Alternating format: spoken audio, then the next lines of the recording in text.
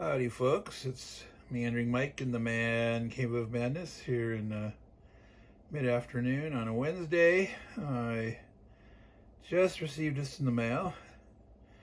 For those of you who are fans of HeroQuest, which was released way back when in 1989, I believe. Good old Milton Badley, later bought out by Hasbro, now under the Avalon Hill label, if you see down there.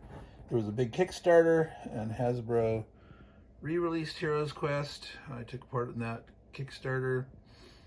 They redid some of the miniatures, since there's licensing issues between the Games Workshop that had worked with Milton Bradley back then to license some of their figures, so they removed like the femur from the game and substituted some different characters and stuff, but they're doing new expansions and things. So this product here is the Rogue Heir of Elethorn, and they're calling it a Hero Collection. So this is a new thing. This is not a expansion. This is not a set of scenarios.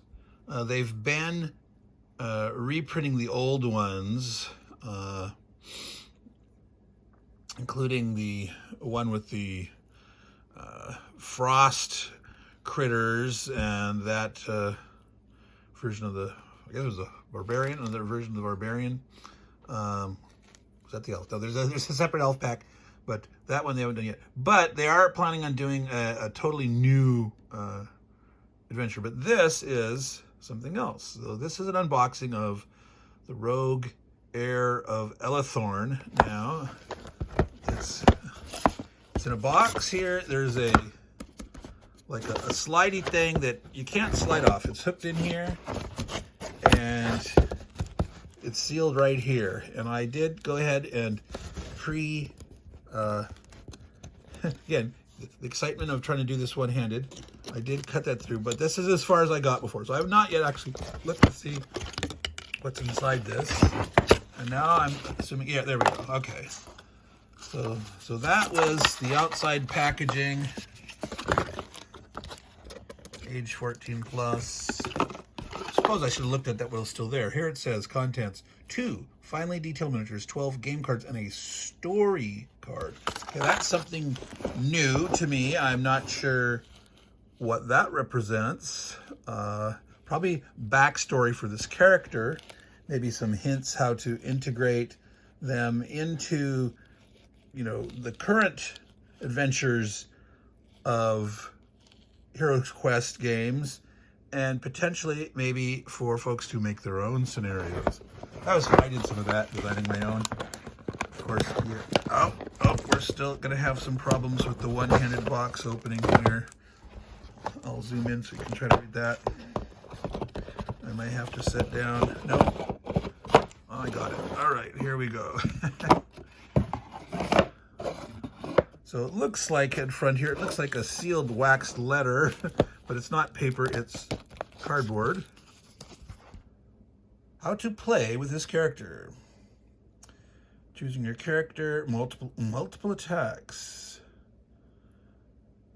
Only one defender. Interesting. So this rogue guy, or gal, using 2 sets of cards. All right, and so that's a nice cardboard protector that's hollow, but oh goodness, you have to tear into those. Okay, so this just looks like another insert here. So there's not a lot in this, but like it said on the back, no, it was on here.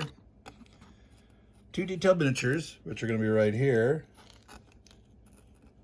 12 game cards, so 6 in each of these, I believe.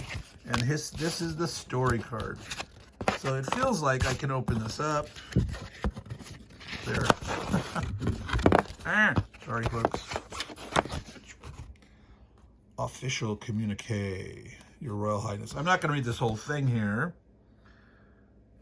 but it's a letter to the character calling him forth to come. Your kind regard treating this matter with extreme secrecy and discretion is appreciated. So this rogue, sounds like they've got this secret mission or something they're on. There's a little more that meets the eye. So there's a little bit of intrigue there. I'm trying to see if there's anything interesting here. Blah, blah, blah. No.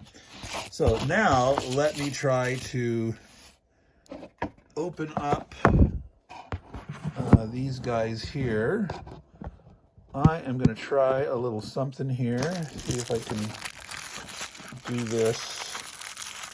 Now this is paper. I'm not going to try to preserve this. I'm not going to try to open it ultimately carefully because it's just protective wrap. And use my blocking reach here. Tear, tear, tear.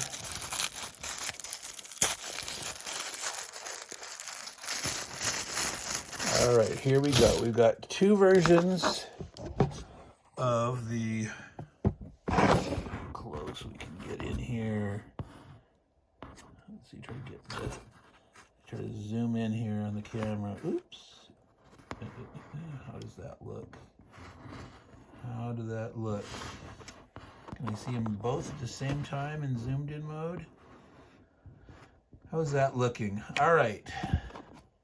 So these guys obviously have throwing daggers and what looks like a short sword. And so they mentioned the multiple attacks. So this to me looks like the female elf, I would say. And the male.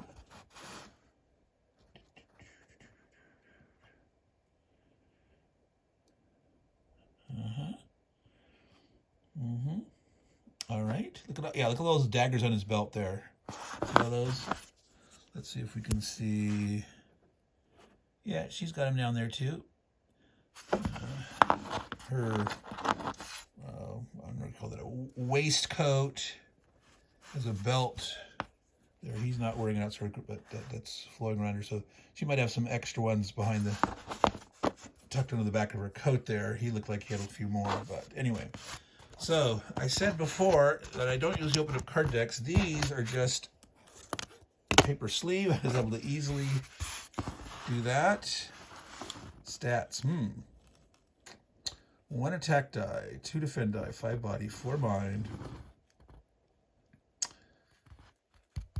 Dagger, starting weapon. So I don't know. That's not a dagger, folks. That's a short sword. So maybe they can get one. I'm going to assume that the dude is similarly armed, right?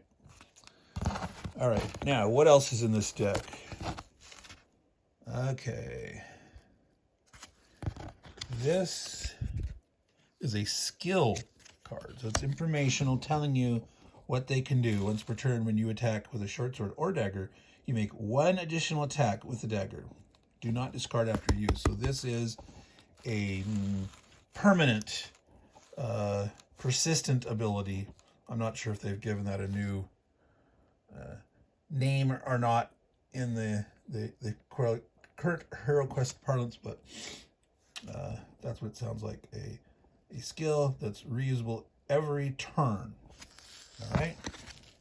So the fact that they made 2 of these decks means you could have potentially 2 rogues in your party at the same time. They've supplied all those decks. All right. Let's go ahead and see what's next. Combat mobility. Move unseen through spaces occupied by monsters. Okay, that's interesting. So, normally monsters will block. You're dodgy and stealth enough that you're maybe sneaking past them like on the very edge of the corridor wall, or you're dodging under their legs or beside them or something. Now this says move unseen.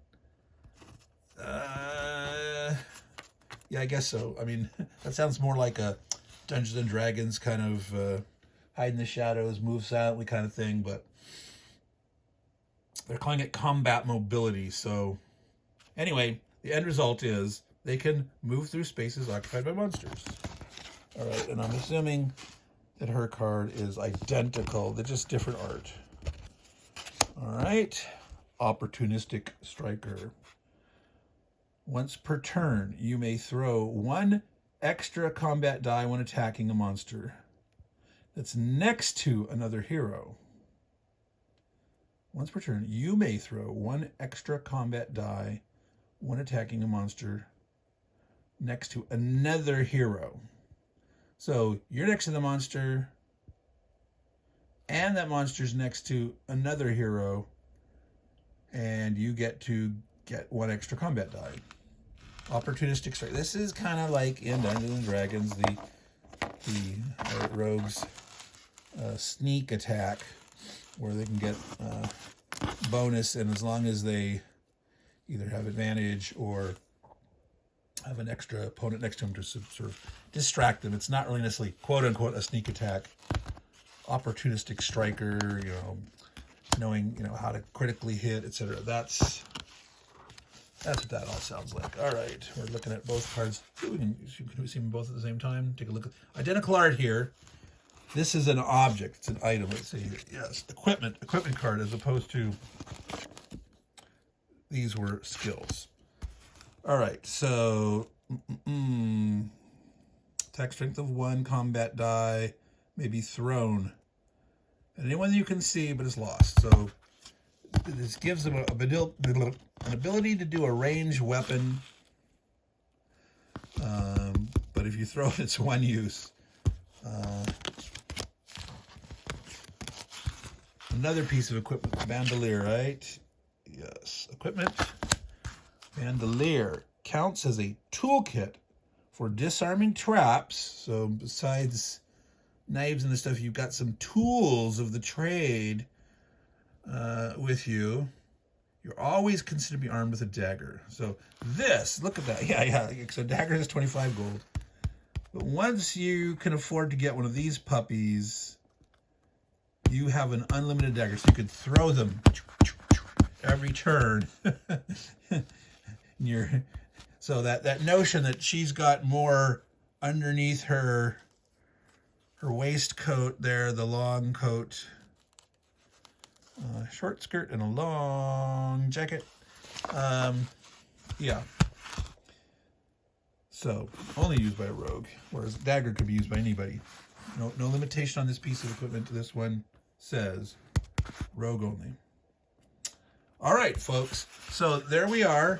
That is the 6 cards, twice over, 12 cards. Now, I don't remember how much this cost me.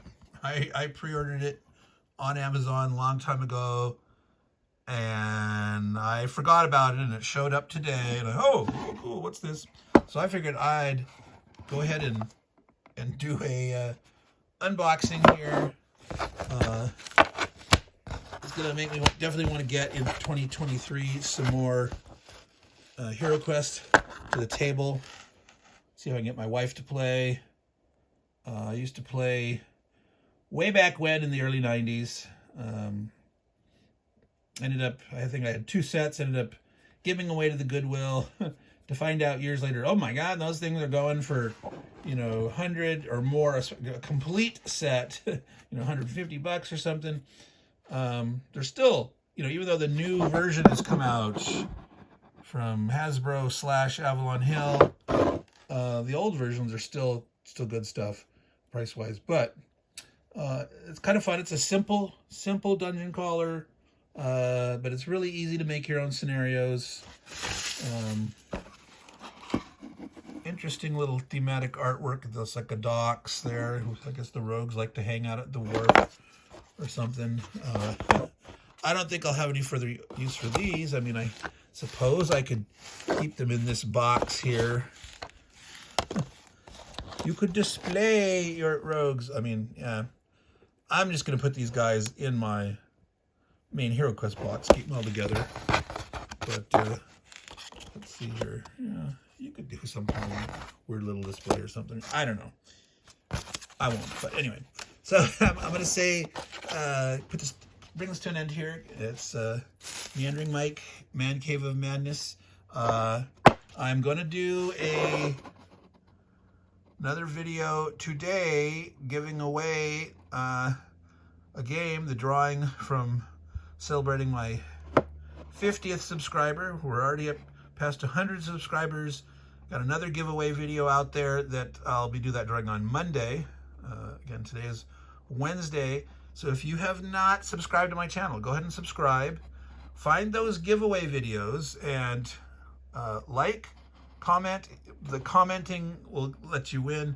The one that's ending today, you have to be in the US to win. The one that's ending on Monday, you can be in the US or non-US, but you have to be willing to pay the entire shipping bill to be able to win a game. So go ahead out there. You can subscribe to my channel. You can potentially win goodies. I've done game playthroughs of Maharaja. I've done unboxings of various board games or war games. There's also some food preparation, food storage videos out there. I'm going to be doing all sorts of more content throughout the end of the year, and going to try to get some interviews going with various game designers or people involved in the game industry starting next year. But for all you HeroQuest fans, go ahead and subscribe and like, and hope you've enjoyed this unboxing video of the Rogue Heir of Elethorn. That's it for now, folks. Take care, and ciao.